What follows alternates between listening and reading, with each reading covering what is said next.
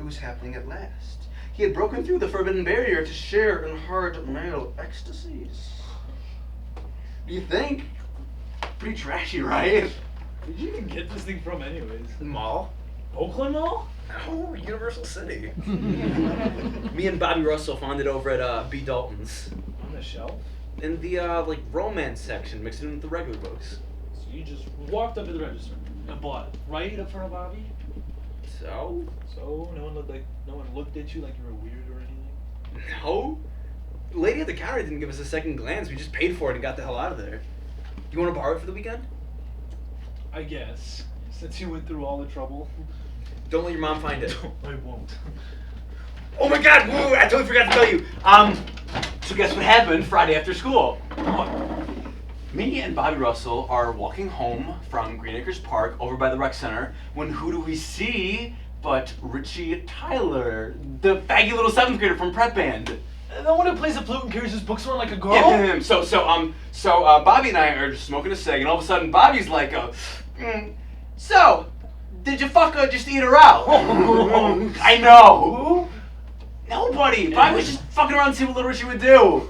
So Bobby and I are just like laughing there, and then Richie gives us this faggy little look, and he's like, "You guys are gross." And then Bobby's like, "Someone's talking to you, faggot." And they're just like, "Well, no, I'm not the fag. I'm not the fag." In his whiny little fag voice. Oh, what a total baby. I know. So Bobby and I start like blocking the way as he's trying to get past us, and Bobby's like, "Hey, so where's your flute at?" And then Richie starts booking it across the playground. Oh, it gets better. So Bobby starts chasing him through the snow, over the catwalk at I-75, through the parking lot at Calvary Baptist, and all of a sudden, Richie sees this icy patch until he wipes out. This serves him right, the little fag. Where were you? Oh, I was right there, like, watching the whole thing. So Richie is like on the ground and he's crying like a total girl, and then all of a sudden Bobby's like, "Hey, yeah, I got something here you can practice on." Then he grabs his dick. Whoa. I know. So I'm like, "We gotta go, Bobby." And then Bobby's like, "You hold on a second." And then to Richie he says, "Hey, you better keep your mouth shut next time I see you. I'm gonna shove something in there to keep it shut for you." Can you believe it? No way. What did you guys do? Nothing. We went to Bobby's house and smoked some pot. Brad. Hey, please don't lecture me, Nancy Reagan. I tried just saying no. That's not what I'm talking about. Think about it. I mean, what if Richie tells someone what happened with you, him, and Bobby? Totally kick his ass if he does. Somebody who? I don't know. What if he tells Miss Putnam? Why would he tell her? You're in Band-Aid. Richie's. You're in prep band, and Richie's in prep band, and you're her Band-Aid. Yeah, but why would he tell her? Like, I wouldn't say a word if something like that happened to me.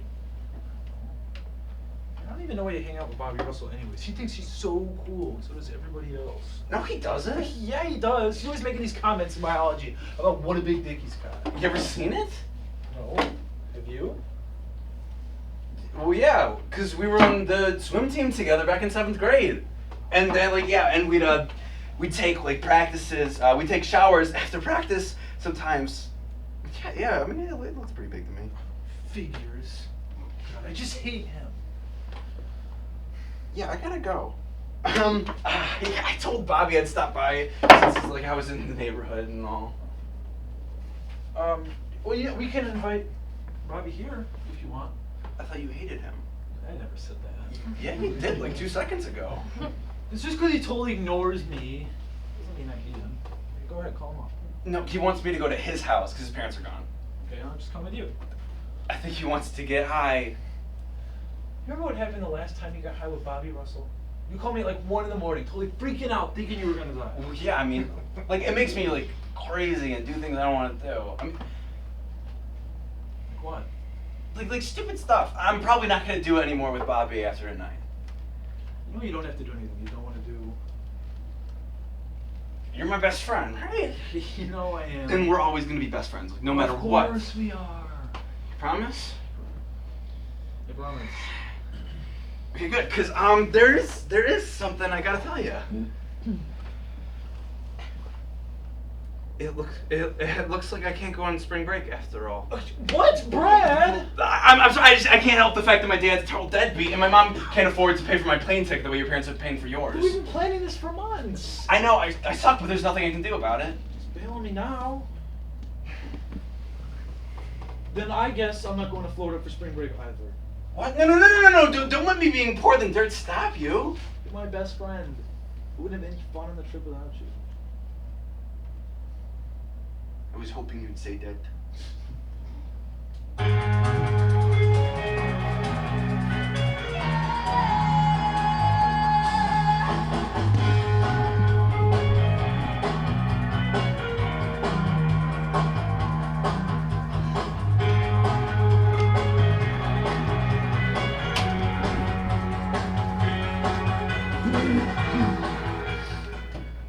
January 1st, 1986.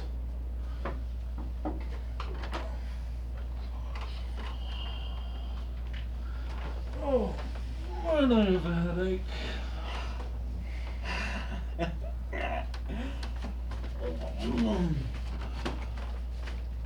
Happy New Year! Okay. Oh, that's called a hangover. You get it when you drink an entire jug of I wine. didn't drink the entire jug myself. Oh, I swear I'm never drinking again. Hey, wasn't it cool that Luann Kowalski invited us to her party last night? I can't believe it's 1986 already. God, we're getting old. Tell me about it. Are you gonna have a sweet 16 for your birthday in June? I don't think so. Why not? No, guys just don't have sweet 16s. How come? No, they just don't. But that's dumb. Well, why do girls get to have all the fun things? They get to go on dates and make the guys pay. They ain't gotta work unless they wanna. And it must be so much easier for girls when it comes to sex, because guys are like so horny all the time. I know I am. Yeah, you know, if I were a girl, I'd probably be like a big old whore. I would have sex as much as I wanted with as many guys as I wanted to. You know, sometimes I think I'm so horny, I don't even know what I'm gonna do with myself. I gotta find a girlfriend soon. I'm gonna explode. Well, what about Lou? What about her? You guys were spending an awful long time in the kitchen last night. You were too busy getting busy with Alyssa Resnick in the bedroom. Huh? What's going on with you guys? Nothing. Nothing. You guys were in there for hours. So we made out a little. I was drunk. Wow, that's an understatement. You were wasted. I was not. Yeah, I didn't even think she was into me. And the next thing I know, she's climbing all over me, dragging me into the bedroom. Don't you like her? I just don't see why a senior would want to go out with a sophomore. And plus, she is totally not my type. Okay, well, what is your type?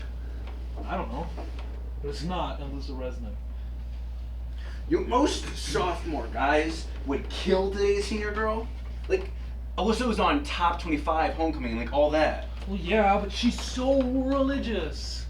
She's always listening to Amy Grant and quoting the Bible. You know, sometimes just being around her makes me feel guilty. What do you possibly gotta feel guilty about? Nothing. I always feel guilty about whatever I say or do. Wow, what kinds of things are you saying or doing? Nothing. Jeez. I mean, it ain't like you're a big fag, are you, Jack? How can you even say that? Yeah, I was kidding. And, like, if you were, you'd tell me, right? Come on, Brad. We better get up. I want my mom thinking that I'm sick or something because I've been in bed all day. So you never answered me, by the way.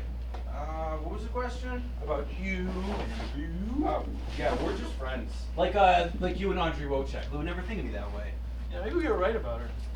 Maybe she really is like that. I don't know. And did you see what she was wearing to my Halloween party? She came in a top hat and tails. So, you were wearing a dress. Well, I was in Edna from vacation. Lou was wearing a Dietrich. I don't know. I just thought that you might know something since you guys are always together. Jesus, Jack, why are you giving me a third degree? I'm not. I mean, what do you guys even do together, anyways? Nothing special, really. I mean, okay, we go to Country Boys for coffee. We go to the movies a lot. We just seen The Breakfast Club up at the Berkeley. She likes Emilio Estevez a lot. Oh, does she? Yeah, like he's her favorite actor. She likes Ali Sheedy too. Ooh, in what way? Stop. You know, I don't like to believe in rumors. People say stuff like we're like that all the time. We know it ain't true, right? Right? Right. Yeah.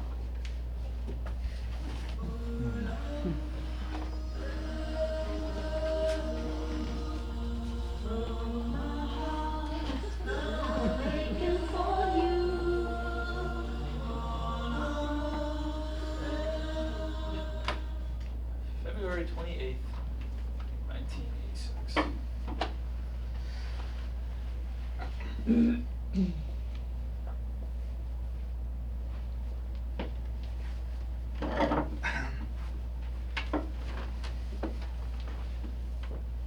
I've never known this feeling. I've lived without it all my life. Is it any wonder then that I failed to recognize you? You gave it to me for the first time. Is there any way at all to tell you how much my life has changed? Any way to let you know what sweetness you've given me? There's so many things to say. I can't find the words. Except for these. I love you. Isn't that from Somewhere in Time? Yeah, with Jane Seymour and Christopher Reeves. Oh, that's like my favorite. Oh, you mean Christopher Reeve, no S. That's what I said. You know, they filmed it up north in Mackinac Island. Yeah, at the Grand Hotel. Oh, it's my favorite movie of all time. Mine too. Shut up! You shut up. Make me! We have been boyfriends for like 4 years now. How could we not have known this about each other? We don't know everything about each other, huh? I guess not. You wanna know what part of Somewhere in Time I like best? When Jane Seymour first meets Christopher Reeves. You mean Christopher Reeve, no S. That's what I said. No, you didn't. You said Reeves again. Okay, so when Jane Seymour first meets Christopher Reeve near the trees by the lake, and she goes, "Is it you?" Oh, and this is my favorite part too. I mean, It's so romantic. The monologue I'm doing is from that scene when Jane Seymour is performing that play at the hotel theater. oh, Wisdom of the Heart. And she starts making up the lines as she goes along. Instead of following the script. And Christopher Reeve, no S, is sitting there in the audience, and Jane Seymour's saying the words directly to him. And the maid is totally freaking out because she has no idea what the hell Jane Seymour is doing. And of course, Jane Seymour's brilliant, and everyone thinks it's all part of the play and not just ad-libbing. You mean ad-libbing? That's what I said. In the great monologue. Yeah. But it's about the man of your dreams. I mean, aren't people gonna think you're weird for doing it for your drama auditions? Fuck them. Mr. DeLolio says pick something we like, and this is my favorite movie of all time. What are you worried about? Ain't your problem. Nothing. I don't want people thinking things about you. That's all. What kinds of things? I don't know. Yeah, you do. Like, what are people gonna be thinking if I do a Jane Seymour monologue from Somewhere in Time? They're like I'm a total fag or something? No, it's not what I meant.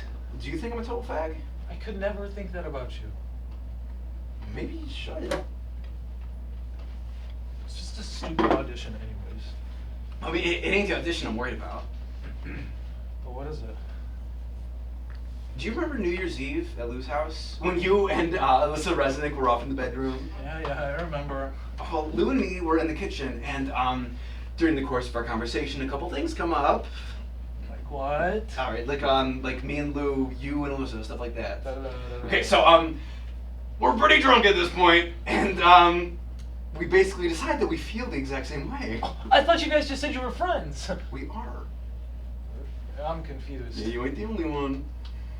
You wanna clue me in? Well, I think Lou is just like rambling at this point, but then she says to me, Brad, I don't feel anything for men. And so I stop and I say to her, you know what, Lou? I don't feel anything for women. And then she tells me that she's been in love with Alyssa since the first day she laid eyes on her. That explains why she's always hated me. No, she doesn't hate you. It's just like tough seeing you with the girl of her dreams. Now that you and Alyssa are broken up, you're no longer competition. Yeah, but Alyssa's not like that, is she? Little Miss Holy Roller? No! She won't even talk to me or Lou now that she knows like we both are. But maybe it's just a phase? Since I've been 7 years old. Really? Okay, this one time, my dad takes me and my sisters to see Santa Claus at the Oakland Mall. And all three of my sisters asked for the exact same thing, a giant Barbie head. Do you remember the giant Barbie head, Jack? It's like a bust, like a bust of the president's. But she's got this white blonde hair that you can comb and style and fix, and a little tray of makeup that you can put on her face. Yeah, I remember. My cousin wanted one in like the first grade. Well, I wanted a giant Barbie head too, but I knew I couldn't just ask for one, especially with my dad standing right there, listening to my every word. I didn't know why I couldn't, but I just knew that wasn't right. So, anyways, a couple days later, I'm in the kitchen with my mom, and we're snapping some green beans for dinner, and all of a sudden, she asks me, what do I want Santa to bring me? And for some reason, I don't know why, I feel like I could tell her what I really want is a giant Barbie head. So we do. Oh, what did she say? Nothing. She smiles, and then she says, well, I guess we'll just have to see what Santa brings you. I mean, I can phone the North Pole, tell them what a good boy you've been all year long, see if that helps. A couple hours later, I'm lying in bed, and my parents are arguing, and my dad, he is just like shouting, like, I am not buying my son a goddamn giant Barbie head, and that's the end of it. And Christmas morning rolls around, and lo and behold, under the tree, there is one giant Barbie head with all three of my sister's names on it. But not yours. Hell no. But you want to hear the best part of the story? A couple hours later, my dad is taking a nap, and my sisters are off playing with their giant Barbie head, and my mom leads me down to the basement with a finger over her lips. And then she opens this door, and what is waiting for me behind it, but all wrapped up in a red ribbon and my name on it. Your own giant Barbie head. Of course, she swore me to secrecy. She said I could only play with it in my bedroom when my dad was out of the house and my sisters were gone. I didn't care. Jack, I got exactly what I wanted for Christmas that year, and I didn't care that I had to keep it a secret.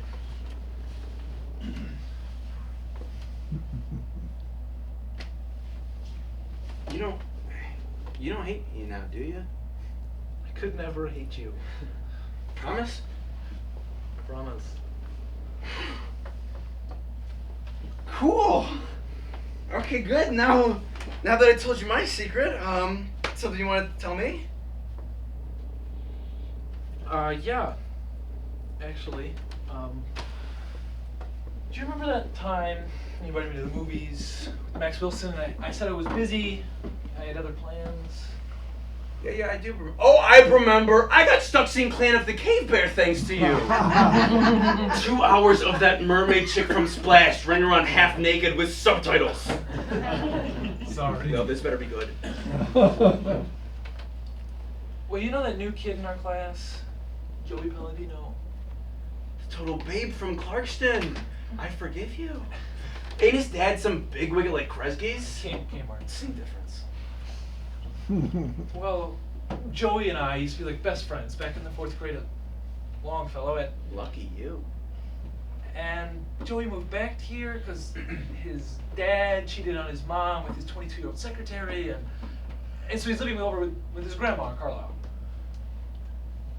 And while Joey and I started hanging out again, and I guess what I'm saying is that I kind of always wanted a giant Barbie head too.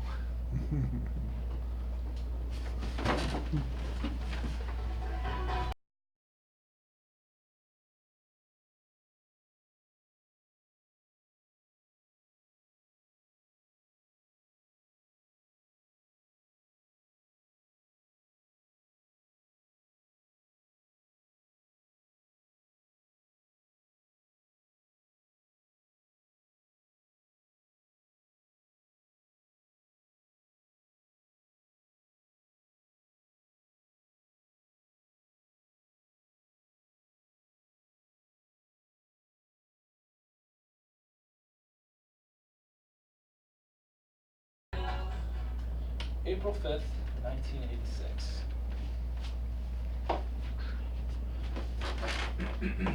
Spin my head right round like a record player, baby, round, round. You spin my head right round. Oh. Could you be any louder? Sorry! Okay. Oh my god. Oh, so destructive sometimes, I swear. I'm never drinking again. So, you better not puke in my bed. My mom will kill you! Well, Well, not funny. Okay. Did you have fun tonight? Exactly what you call it fun. Well, you looked awesome. Much better than the preppy clothes you wore all the time. Can't believe you guys didn't go out with gel in my hair. Mm-hmm. I was must look like a total fag. Well, we were at a fag bar, so good, he fit right in. What'd you think of Mike? Mike the bartender? Yeah, Mike the totally hot bartender. Never forget the first time I saw him. He had these army fatigues and combat boots, no shirt on. I should about cream my jeans. Mike's not like that, is he? We're so old. Couldn't you tell? I mean, he was totally checking you out. I totally thought he'd kick my ass if I even looked at him. Oh, trust me, Jack, that's the last thing Mike wanted to do to your ass. You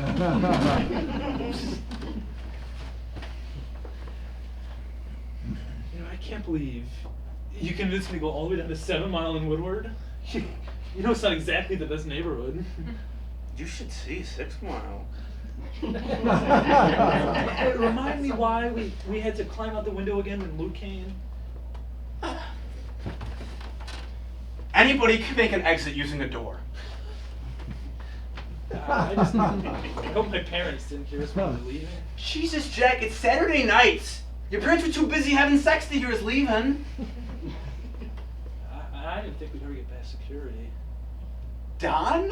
No, I mean, he looks so tough in black leather, but really he's just a big old girl.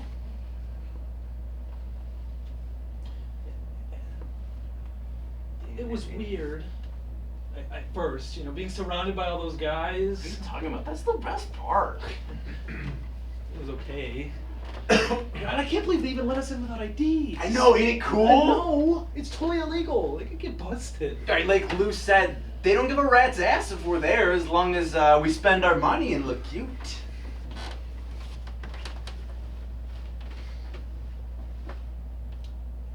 And I can't believe the guy who hit on me. Do you mean Bruce? Oh my god, he must have been like at least 25. Oh no, I think he's 30. Gross. He's my mom's age. Well, he wanted to be your daddy,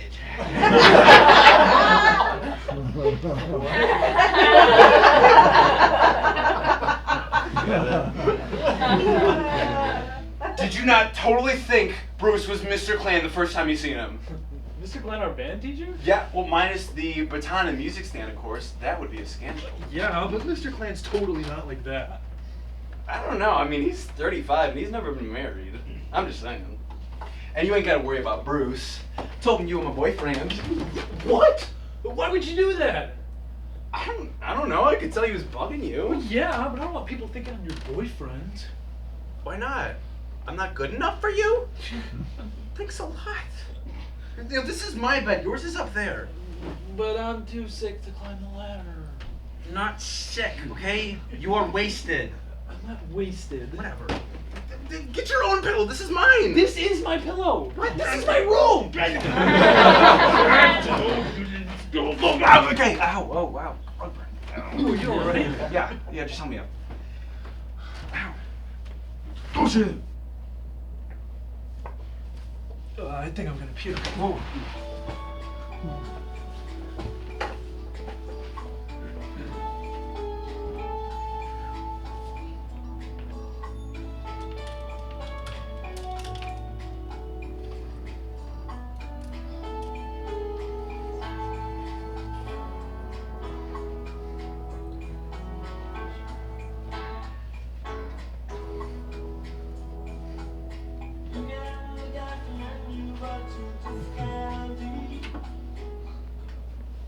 May 7th, 1986. Did you tell Alyssa I went to a fag bar with you over spring break?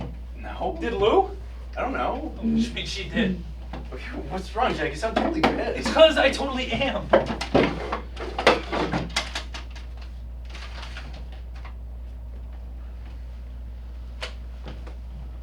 Dear Jackie, please understand this is a hard thing for me to talk about, so I'm writing you a letter instead. I keep hoping this is all a bad dream. What's your mom talking about? Keep going. I know how you feel about Joey Palladino? Ever since he started coming over here again, I noticed you've been acting different. Then I found the Valentine's Day card he gave you. What Valentine's Day card? Remember we made those Valentine's Day cards in French class? Yeah, I remember. Yeah. Oh, I wanted to write Foutois on mine and give it to Bobby Russell, but Miss Carey wouldn't tell me how to spell it. I can't believe I was ever friends with that loser. Okay, I know what you're going through right now is one of the most difficult things that can happen to a person. Hey, oh, this is way too personal. I can't read anymore. You're my best friend. Who else can I trust with this? I thought you said Joey Palladino and chronic halitosis. Well, it's not like we were kissing or anything. It sounds like your mom thinks so. No, why? Then how does she know how you feel about Joey? She must have found the Valentine I made him. So why'd you go freaked out by it? I don't know. I mean, friends give each other Valentine's Day cards all the time, don't they? Well, we never do, and we're best friends. What'd the card say? Nothing special, really.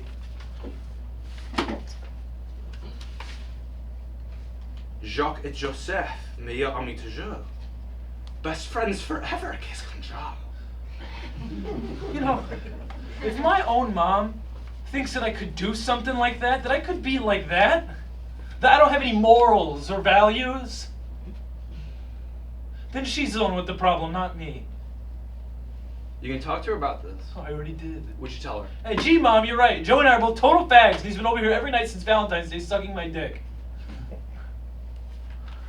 I always thought Joey might be. Well, he's not. Well, don't you think it's a little weird for a guy to be giving another guy a Valentine's Day card? I mean, you can always tell me if there's something going on between you and Joey. You know I ain't gonna care. There's nothing going on, Brad. We're just best friends. I thought I was your best friend. You know you are. No, but it hasn't felt like it lately. Now I know why. Joey is just a different type of person than you, that's all. You mean he's a jock? He's not a jock, he just likes sports. Because he's